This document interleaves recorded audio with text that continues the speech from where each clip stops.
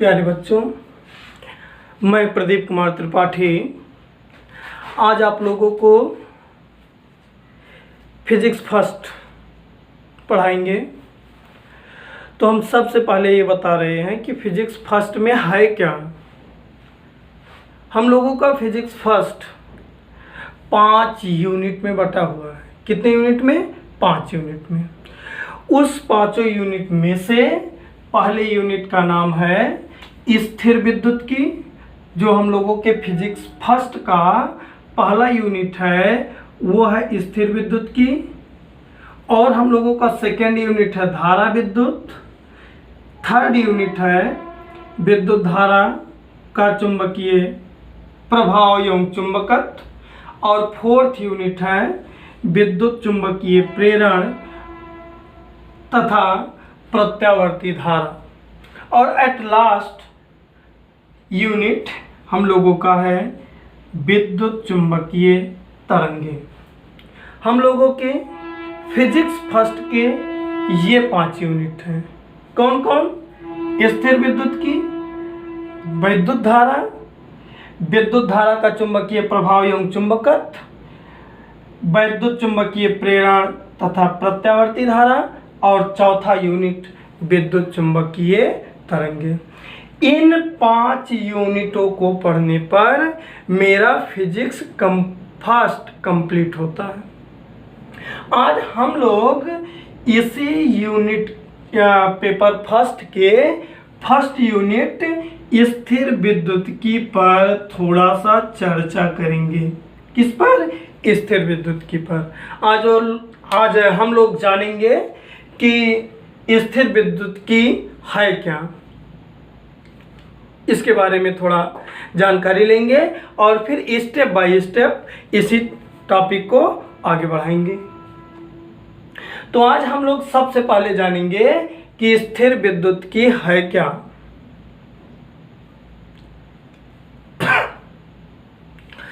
हम एक इसका डिटेल थोड़ा सा बताएं आप लोगों को। लगभग 600 ईसा पूर्व एक दार्शनिक थेल्स ने क्या देखा कि यदि अंबर नामक एक पदार्थ को ऊनी कपड़े पर रगड़ दिया जाए, अर्थात घर्षण कर दिया जाए ऊनी कपड़े पर, तो उनमें अंबर के क्षण में छोटे छोटे टुकड़े को, कागज को, तिनके को आकर्षित करने का गुण आ जाता है। अर्थात हम ऐसा कहें कि जब अंबर नामक पदार्थ के क्षण को ऊनी वस्त्र पर रगड़ देते हैं, घर्षण करा देते हैं, तो उनमें चिपकने का गुण आ जाता है। लेकिन थेल्स के इस प्रयोग के बाद लगभग 2000 वर्ष बीतते गए और इस पर कोई निष्कर्ष ही नहीं निकला, यहीं पर ये रुक गया। लेकिन आगे चलकर लगभग 1600 ईस्वी में आए डॉक्टर गिलबर्ट्स। कौन?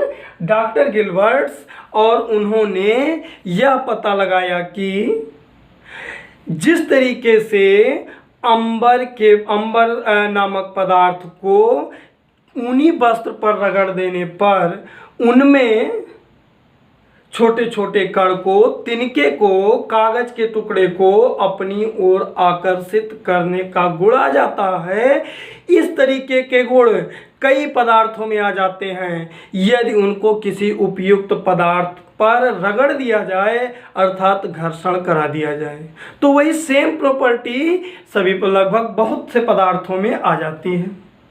तो वहाँ पर डॉक्टर गिलबर्ट्स ने निष्कर्ष निकाला कि जब किसी पदार्थ को हम किसी उपयुक्त पदार्थ पर रगड़ते हैं, क्या करते हैं? किसी पदार्थ को किसी उपयुक्त पदार्थ पर हम रगड़ते हैं तो उनके बीच ऊर्जा का समन्वय होता है, आदान प्रदान होता है, जिनके कारण उनको ऊर्जा मिलती है। और उस ऊर्जा के कारण, यहाँ पर ध्यान देना, उस ऊर्जा के कारण उनमें किसी वस्तु को चिपकाने का गुण आ जाता है, अर्थात तिनके को, कागज के टुकड़े को चिपकाने का गुण आ जाता है। और उन्होंने एट लास्ट ये भी बताया कि जो इन पदार्थों को रगड़ने पर इनके बीच ऊर्जा का समन्वय होने से इनको ऊर्जा मिल जाता है। जो ऊर्जा मिल जाता है जिसके कारण वे किसी टुकड़े को, तिनके को अपनी ओर आकर्षित कर लेते हैं, अर्थात चिपका लेते हैं। यह गुण विद्युत की कहलाता है। क्या कहलाता है? विद्युत की कहलाता है। कौन सा गुण? यहाँ पर ध्यान देना, कौन सा गुण? जब हम एक पदार्थ को दूसरे पदार्थ पर रगड़ते हैं, जैसे इस मार्कर को शर्ट पर रगड़ें तो इनमें आकर्षित करने का गुण, चिपकने का गुण आ जाता है। तो जो चिपकने का गुण आ जाता है वो इसलिए आ जाता है क्योंकि इसको ऊर्जा मिल जाती है, और ऊर्जा मिल जाने के कारण इसमें जो चिपकने का गुण आ जाता है उसको गिलबर्ट्स ने कहा कि ये विद्युत की कहलाता है। क्या कहलाता है? विद्युत की कहलाता है। और आगे उन्होंने और यह भी बताया कि ये जो जिन वस्तुओं में, जिन पदार्थों में विद्युत की का गुण आ जाता है वे वस्तुएं विद्युतमय हो जाती हैं, अर्थात आवेशित हो जाती हैं। अब यहाँ पर ध्यान देना, थोड़ा सा पीछे चलकर हम बताएंगे। इसका रिजल्ट यह आया कि जैसे अंबर के छड़ को ऊनी वस्त्र पर रगड़ दिए तो वो तिनके को आकर्षित करने लगा, अर्थात वह आवेशित हो गया, वह वो क्या हो गया? वैद्युतशील हो गया, वैद्युतमय हो गया, और इसका मतलब वो क्या हो गया? आवेशित हो गया। चूंकि यह विद्युत की घर्षण के कारण उत्पन्न होती है, वस्तुओं में घर्षण के कारण आती है, इसलिए इस विद्युत की को घर्षण विद्युत की भी कहते हैं। और थोड़ा सा और आगे जाकर कंक्लूजन निकला, ये विद्युत की वस्तुओं में, पदार्थों में स्थिर रहती है, इसलिए इसे स्थिर विद्युत की भी कहा जाता है। अर्थात देखो, इस स्थिर विद्युत की काम डिटेल दिए, क्या दिए कि यहाँ पर इस स्थिर विद्युत की का परिभाषा निकल कर आता है कि भौतिक विज्ञान की वह शाखा जिसके अंतर्गत हम ऐसे पदार्थों का अध्ययन करते हैं जिसमें स्थिर आवेश पाए जाते हैं, स्थिर विद्युत की कहलाता है। अब देखो, हम स्थिर विद्युत की क्लियर कर दिए। एक बार फिर से देखो स्थिर विद्युत की है क्या? 600 ईसा पूर्व एक दार्शनिक थेल्स ने देखा कि जब अंबर नामक पदार्थ को ऊनी वस्त्र पर रगड़ते हैं तो उनमें चिपकने का गुण आ जाता है, अर्थात छोटे छोटे टुकड़े को, कागज के टुकड़े को, तिनके को अपने में चिपका लेने का गुण आ जाता है। लेकिन 2000 वर्ष बीतते गए, इसके आगे थेल्स के इस प्रयोग में कोई निष्कर्ष नहीं निकला, कुछ भी नहीं आगे बढ़ा। लेकिन ऐसे टाइम बीतता गया, 1600 ईसा में डॉक्टर गिलबर्ट ने देखा कि जो ये अंबर नामक पदार्थ को ऊनी वस्त्र पर रगड़ने पर ये चिपकाने का गुण आ जाता है। ये अंबर पर ही नहीं, ढेर सारे ऐसे पदार्थ हैं, यदि उन्हें उपयुक्त पदार्थ पर रगड़ दिया जाए तो उनमें चिपकाने का गुण आ जाता है।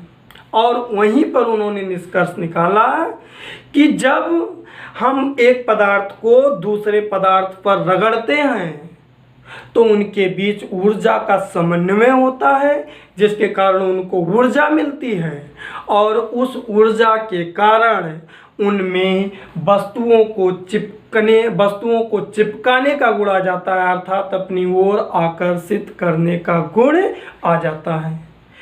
अर्थात उन्होंने रिजल्ट ये भी दिया कि वह ऊर्जा जिसके कारण वस्तुओं में आकर्षित करने का गुण आ जाता है उसे इलेक्ट्रोसिटी और इलेक्ट्रोसिटी कहते हैं, जिसे हिंदी में विद्युत्की कहते हैं। और उन्होंने ये भी बताया कि जिन पदार्थों में, जिन वस्तुओं में विद्युत्की का गुण आ जाता है वे वस्तुएं वैद्युतमय हो जाती हैं, अर्थात आवेशित हो जाती हैं। अर्थात क्या हो जाती हैं? आवेशित हो जाती हैं, मतलब उस पर आवेश आ जाता है। अर्थात उस पर क्या आ जाता है? आवेश आ जाता है। यह आवेशित होने का, वैद्युतमय हो जाने का घटना जो हुआ, यह घर्षण के कारण उत्पन्न हुआ। घर्षण के कारण उत्पन्न हुआ। हमने क्या किया? अंबर के क्षण को रेशम के ऊनी कपड़े पर रगड़ दिया, और ऐसे प्रयोग हम गिलबर्ट ने किया था, जैसे सूखे बाल पर कंघे को रगड़ देने पर, कांच के क्षण को रेशम पर रगड़ देने पर, तमाम है। ये जो गुण आ जाता है ये घर्षण के कारण आ जाता है, जिसके कारण इस विद्युत्की को घर्षण विद्युत्की भी कहा गया। और ये जो विद्युत्की होते हैं ये पदार्थ में स्थिर होते हैं। ये जो विद्युत्की होते हैं पदार्थ में वो स्थिर होते हैं, इसलिए इस घर्षण विद्युत्की को स्थिर विद्युत्की भी नाम दिया गया। जिसके आधार पर हम स्थिर विद्युत्की का परिभाषा दे सकते हैं कि भौतिक विज्ञान की वह शाखा जिसके अंतर्गत, भौतिक विज्ञान की वह शाखा जिसके अंतर्गत हम ऐसे वस्तुओं का अध्ययन करते हैं जिसमें स्थिर आवेश स्थिर होते हैं, स्थिर विद्युत्की कहलाते हैं। तो देख लिए हम लोग क्या निकल कर आया स्थिर विद्युत्की का डिफिनेशन। स्थिर विद्युत्की का डिफिनेशन क्या निकल कर आया?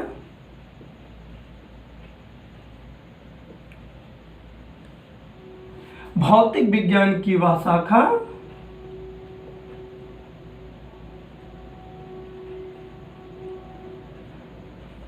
भौतिक विज्ञान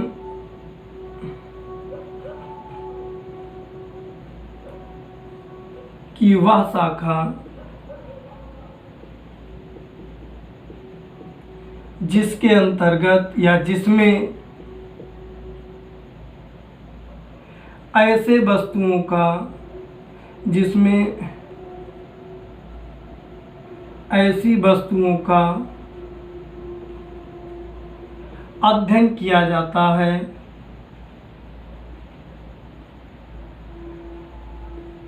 अध्ययन किया जाता है, स्थिर विद्युत्की कहलाते हैं या वैद्युत्की कहलाते हैं।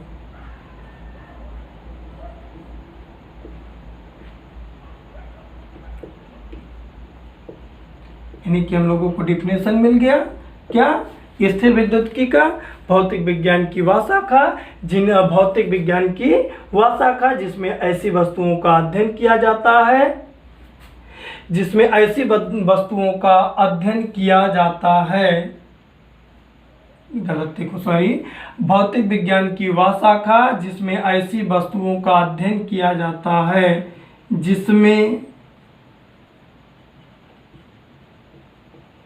आवेश स्थिर होते हैं। क्या होते हैं? स्थिर होते हैं, स्थिर विद्युत्की कहलाते हैं या वैद्युत्की कहलाते हैं।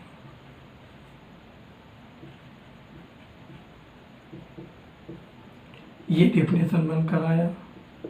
भौतिक विज्ञान की वह शाखा जिसमें ऐसी वस्तुओं का अध्ययन किया जाता है जिसमें आवेश स्थिर होते हैं, स्थिर वैद्युत्की कहलाता है।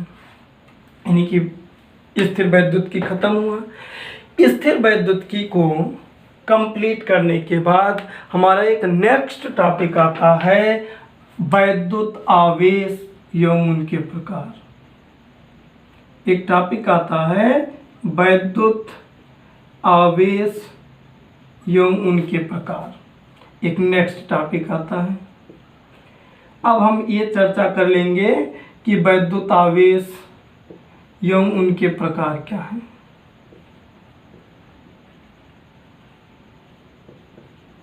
वैद्युत आवेश एवं उनके प्रकार। चलिए अब इसको समझने का प्रयास करते हैं। इसको समझने के लिए अब हम स्थिर वैद्युतिकी का थोड़ा सा इस्तेमाल करते हैं। स्थिर वैद्युतिकी में हम लोग एग्जाम्पल क्या लिए थे? गिलबर्ट्स ने क्या देखा था? गिलबर्ट से पहले थेल्स ने क्या देखा? थेल्स ने देखा था कि जब अंबर नामक पदार्थ को ऊनी कपड़े से रगड़ दिया जाता है तो वो क्या हो जाता है, उसमें आकर्षित करने का गुण आ जाता है, चिपकने का गुण आ जाता है, जिसके कारण उसमें विद्युतिकी का गुण आ जाता है और विद्युतिकी का गुण हो जाने के कारण वो वैद्युतमय अर्थात आवेशित हो जाता है। हम लोग पढ़े ऐसे और एग्जाम्पल पढ़े, ऐसे हम लोग और एग्जाम्पल पढ़े कि रेशम यदि कांच के छड़ को कांच के छड़ को रेशम पर रगड़ दिया जाए तो वो भी आवेशित हो जाता है। एबोनाइट के छड़ को गिलबर्ट्स ने देखा कि एबोनाइट के छड़ को बिल्ली के खाल पर रगड़ दिया जाए तो वो भी आवेशित हो जाता है।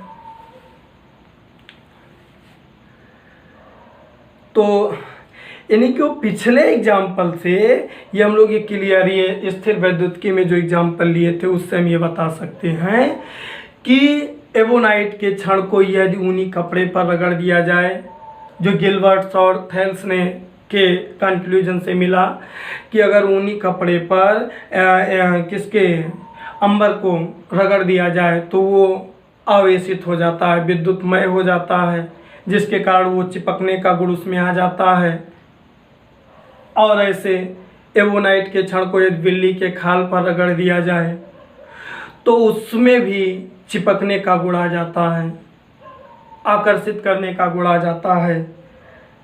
ऐसे यदि कांच के छड़ को रेशम पर रगड़ दिया जाए तो उसमें भी यही आवेशित हो जाता है, आकर्षित करने का गुण आ जाता है। ये कंघे को अगर हम सूखे बाल पर रगड़ दें तो इनमें भी आवेशित करने का गुण आ जाता है। तो इन्हीं में से गिलबर्ट्स ने मतलब एक प्रयोग देखते हैं हम, किया गया कि वो जो जैसे कांच के छड़ को हमने कहा कि यदि रेशम पर रगड़ दिया जाए तो आवेशित हो जाएगा, और एक और क्या कहे, एबोनाइट के छड़ को यदि बिल्ली के खाल पर रगड़ दिया जाए तो वो भी आवेशित हो जाएगा। तो आगे ये देखा गया जो वो कांच के छड़ थे उस कांच के छड़ को हमने ऐसे लटका दिया, कांच के छड़ को हमने क्या किया, ऐसे लटका दिया, और इससे कुछ ही दूरी पर एबोनाइट की छड़ को लटका दिए। ये वो कांच की छड़ है जिसको हम रेशम पर रगड़े हैं, जिसको हम किस पर रगड़े हैं, रेशम पर रगड़ने के बाद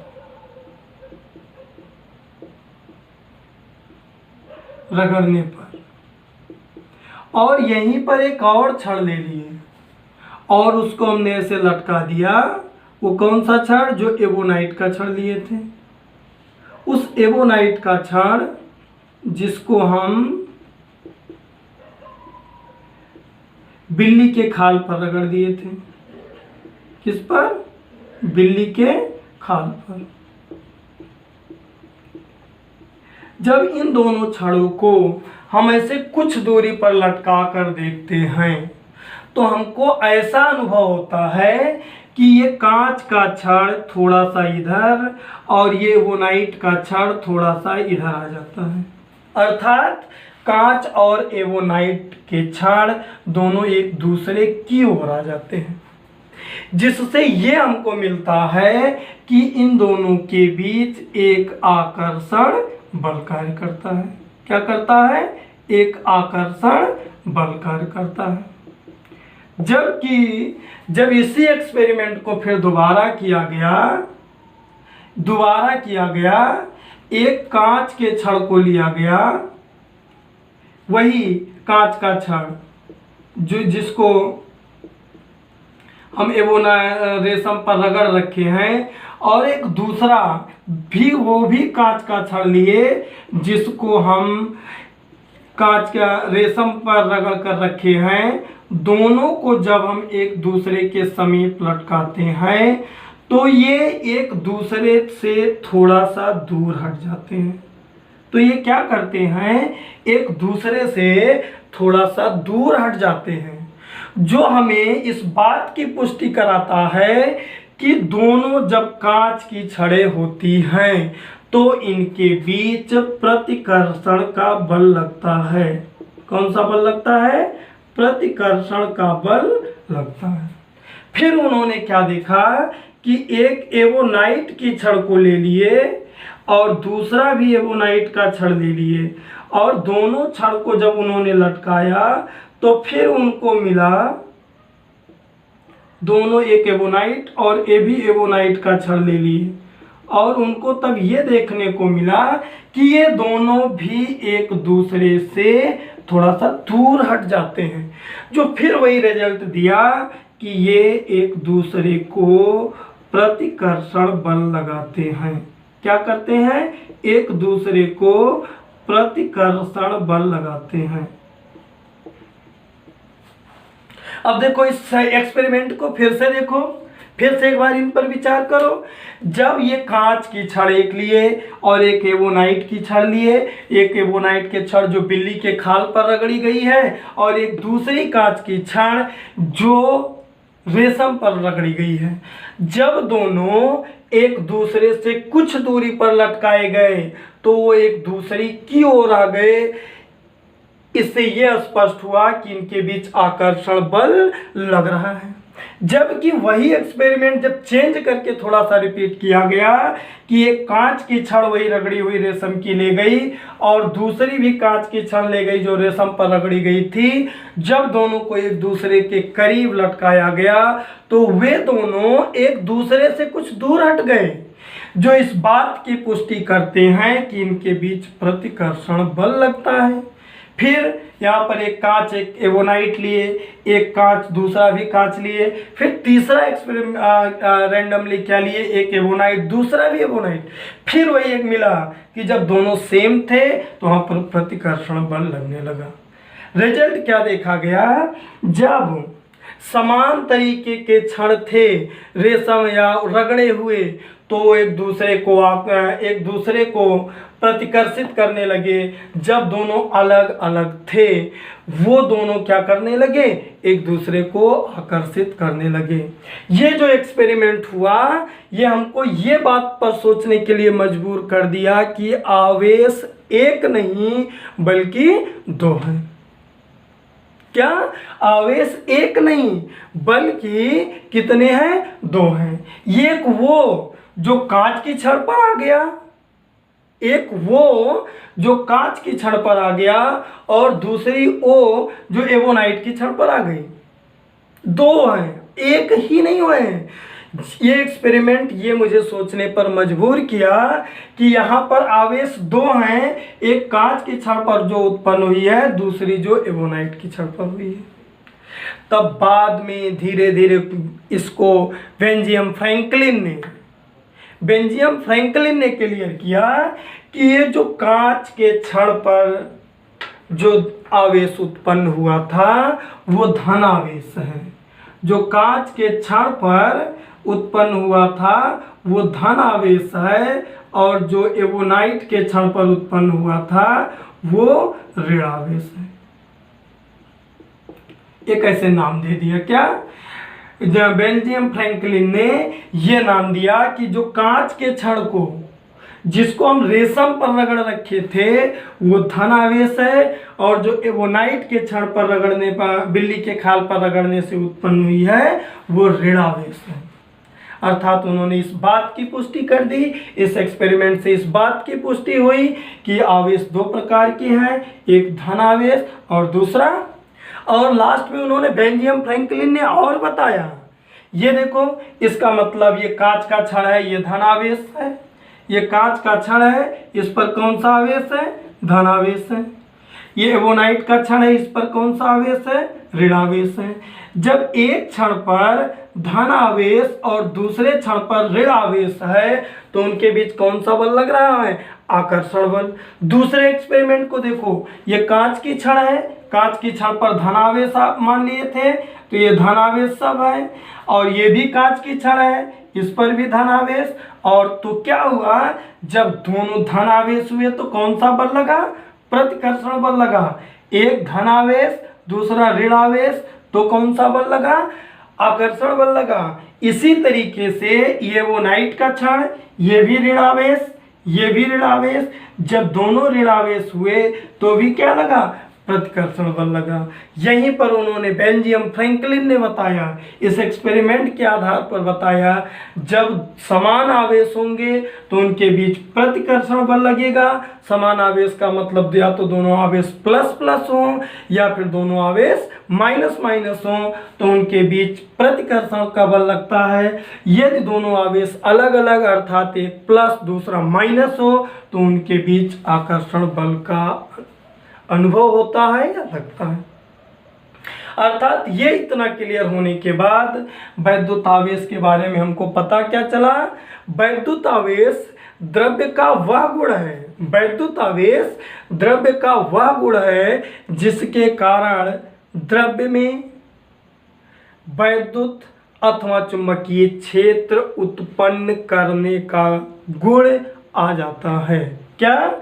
वैद्युत आवेश किसी द्रव्य का वह गुण है जिसके कारण उसमें वैद्युत तथा चुंबकीय प्रभाव उत्पन्न करता है या उनके अनुभव करने का गुण उत्पन्न हो जाता है। अर्थात क्या वैद्युत आवेश का डिफिनेशन निकल कर आया? वैद्युत आवेश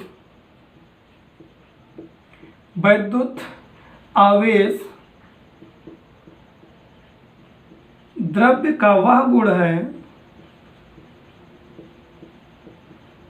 द्रव्य का वह गुण है जिसके कारण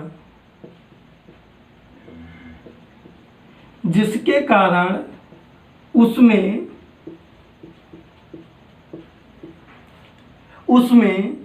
वैद्युत अथवा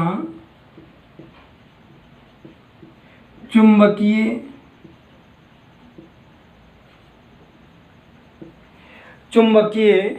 प्रभाव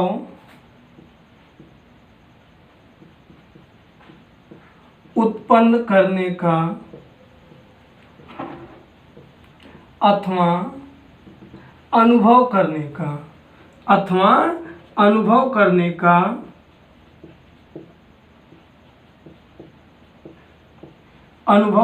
का गुण आ जाता है, वैद्युत आवेश कहलाता है। वैद्युत आवेश कहलाता है। क्या? वैद्युत आवेश द्रव्य का वह गुण है जिसके कारण उसमें वैद्युत तथा चुंबकीय प्रभाव उत्पन्न करने के गुण आ जाते हैं, वैद्युत आवेश कहलाते हैं।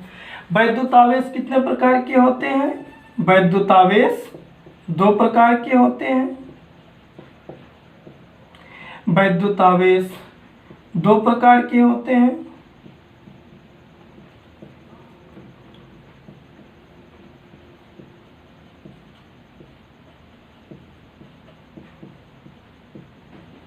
नंबर 1 धनावेश,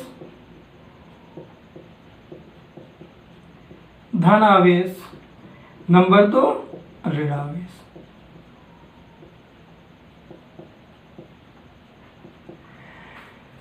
लास्ट में ये भी हम लोगों को पता चला कि अगर दो धन आवेश होंगे तो एक दूसरे को आकर्षित करेंगे, अगर दोनों दोनों धन आवेश होंगे तो एक दूसरे को प्रतिकर्षित करेंगे, दोनों ऋण आवेश होंगे तो एक दूसरे को प्रतिकर्षित करेंगे, और एक धन आवेश और दूसरा ऋण आवेश होगा तो एक दूसरे को आकर्षित करेगा। अर्थात अगर सजातीय ध्रुव हैं तो एक दूसरे को प्रतिकर्षित करेंगे, और वो विजातीय ध्रुव है तो एक दूसरा विजातीय आवेश है तो एक दूसरे को आकर्षित करेंगे।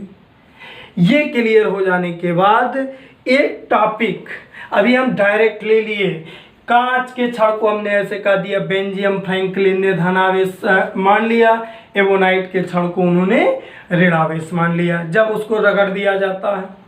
ऐसे नहीं, बेंजामिन फ्रैंकलिन ने वस्तुओं का एक सीक्वेंस बनाया था। बेंजामिन फ्रैंकलिन ने वस्तुओं का एक सीक्वेंस बनाया था, कुछ वस्तुओं का, जो हम अभी ऊपर लिख रखे थे। यहाँ पर देखो पहले से ही लिख रखे थे सीक्वेंस में, बिल्ली का खाल, ऊन, कांच, रुई, रेशम, लकड़ी, धातुएं, रबड़, रेजिन, अंबर, गंधक, एवोनाइट। इसको हम सीक्वेंस में पहले लिखकर फिर समझाते हैं। पहला क्या? बिल्ली का खाल, बिल्ली की खाल। दूसरा ऊन, तीसरा कांच, चौथा रुई, और पांचवा रेशम, छठवां लकड़ी,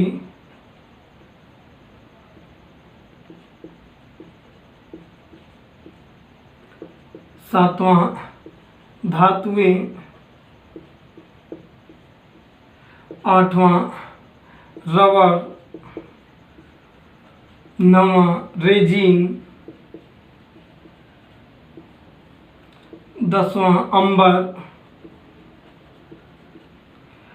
और 11वां गंधक, और 12वां एवोनाइट।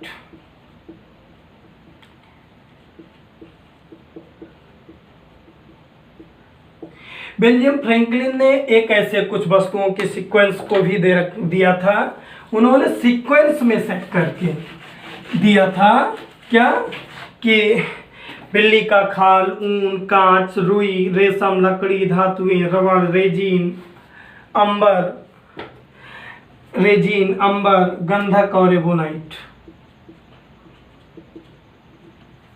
उन्होंने यहां पर बताया था कि यदि ऊपर वाली वस्तुओं को, यहां पर ध्यान देना, यदि ऊपर वाली वस्तुओं को नीचे वाली वस्तुओं के साथ रगड़ा जाए, ध्यान देना, यदि ऊपर वाली वस्तुओं को नीचे वाली वस्तुओं के साथ रगड़ा जाए तो ऊपर वाली वस्तु धनावेशित और नीचे वाली वस्तु ऋणावेशित हो जाती है। यहाँ पर ध्यान देना, क्या? यदि ऊपर वाली वस्तु को नीचे वाली वस्तु के साथ रगड़ी जाए तो वह ऊपर वाली वस्तु धनावेशित और नीचे वाली वस्तु ऋणावेशित हो जाती है। अब एक एग्जाम्पल से समझते हैं कि मान लो बिल्ली की खाल से हम रबड़ को या लकड़ी को रगड़ते हैं। ध्यान देना, हम बिल्ली के खाल को लकड़ी से रगड़ते हैं तो इस सीक्वेंस में, यहाँ ध्यान देना, इस सीक्वेंस में बिल्ली की खाल और लकड़ी में ऊपर कौन है? तो ऊपर हमको देखने को मिलता है कि बिल्ली की खाल है। यदि हम बिल्ली की खाल और लकड़ी को आपस में रगड़े, घर्षण कराएं तो बिल्ली के खाल पर धन आवेश आ जाता है और लकड़ी पर ऋण आवेश आ जाता है। क्या? बिल्ली की खाल और लकड़ी को आपस में रगड़े तो जिस सीक्वेंस में ये लिखा हुआ है, वो जो सीक्वेंस में जो ऊपर होगा उस पर धनावेश और जो नीचे होगा उस पर ऋणावेश आ जाता है। यह बेंजामिन फ्रैंकलिन ने बताया, उन्हीं का सीक्वेंस है। इसका मतलब क्या? बिल्ली के खाल पर धनावेश और लकड़ी पर ऋणावेश हो जाता है। इसी प्रकार और एक दो एग्जाम्पल देखते हैं। अगर हम इस कांच की छड़ को रुई से रगड़ते हैं, यहीं रुई पर रगड़ते हैं। तो यहाँ पर ध्यान दो, कांच की छड़ और रुई में ऊपर कौन है? कांच की छड़ ऊपर है, तो कांच की छड़ पर धन आवेश आ जाएगा और रुई पर ऋण आवेश आ जाएगा। कांच की छड़ पर क्या आ जाएगा? धन आवेश आ जाएगा और रुई पर क्या आ जाएगा? ऋण आवेश आ जाएगा। अब ये समझ में आया होगा आप लोगों को कि कब धन आवेश और कब ऋण आवेश हो जाता है। जैसे हम इसी एक्सपेरिमेंट में दो कांच की छड़ लिए थे, एक कांच की छड़ लिए थे जिसको रेशम से रगड़े थे, और एक एवोनाइट की छड़ लिए थे जिसको हम बिल्ली के खाल से रगड़े थे, जिसको हम क्या किए थे? बिल्ली की खाल से रगड़े थे। और हम ये कहे थे कांच की छड़ को उन्होंने धनावेशित माना और एवोनाइट की छड़ को उन्होंने ऋणावेशित माना। तो इस सीक्वेंस में देखो, ये कांच की छड़ है, कांच की छड़ यहाँ पर है और ये रेशम यहाँ पर है। दोनों में ऊपर कौन है? दोनों में ऊपर हमको कांच का छड़ मिलता है, अर्थात कांच का छड़ धनावेशित हो जाएगा। रेशम नीचे मिलता है, अर्थात इस पर ऋणावेशित हो जाएगा। इसी प्रकार एवोनाइट की छड़ और बिल्ली की खाल, एवोनाइट की छड़ नीचे है और बिल्ली की खाल कहाँ है? ऊपर है, अर्थात बिल्ली की खाल पर धनावेश आ जाएगा और एवोनाइट पर ऋणावेश आ जाएगा। अर्थात आज हम आप लोगों को स्थिर विद्युत की बताए क्या है। स्थिर विद्युत की बताने के बाद हमने बताया विद्युत आवेश क्या है और उसके प्रकार क्या है। स्थिर विद्युत की में हम क्या बताए? भौतिक विज्ञान की वह शाखा जिसके अंतर्गत हम ऐसे वस्तुओं का अध्ययन करते हैं जिसमें आवेश स्थिर होते हैं, स्थिर विद्युत की कहलाते हैं। फिर आज हम आप लोगों को वैद्युत आवेश पढ़ाए, समझाए वैद्युत आवेश में क्या बताए? वैद्युत आवेश द्रव्य का वह गुण है जिसके अंतर्गत हम वह गुण है जिसके कारण उसमें वैद्युत अथवा चुंबकीय प्रभाव उत्पन्न करने का अथवा अनुभव करने का गुण आ जाता है, वैद्युत आवेश कहलाते हैं। वैद्युत आवेश दो प्रकार के होते हैं, धनावेश और ऋणावेश। धनावेश और ऋण आवेश के बारे में भी बताए कि अगर दोनों धन आवेश होंगे या दोनों ऋण आवेश होंगे तो उनके बीच प्रतिकर्षण बल लगेगा, यदि दोनों विपरीत आवेश होंगे तो उनके बीच आकर्षण बल लगेगा। अर्थात सजातीय आवेशों के बीच प्रतिकर्षण बल और विजातीय आवेशों के बीच आकर्षण बल कार्य करता है।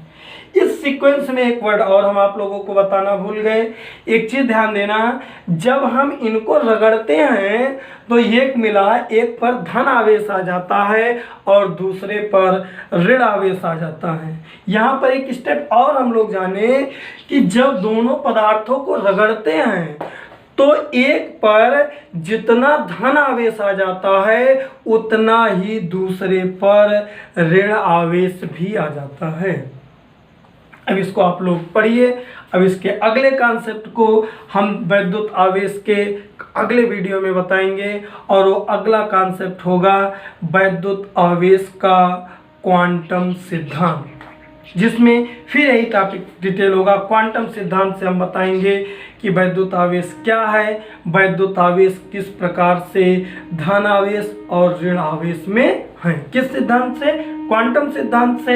आज ये आप लोग पढ़े, इसको देखिए, इसको समझिए और जहाँ भी जिस भी टॉपिक में जिस भी पॉइंट पर आप लोगों को कहीं समस्या हो कमेंट सेक्शन में उसको ज़रूर पूछिएगा। और कल अगले वीडियो में हम वैद्युत आवेश एवं उनके प्रकार के क्वांटम सिद्धांत को समझाएंगे। धन्यवाद।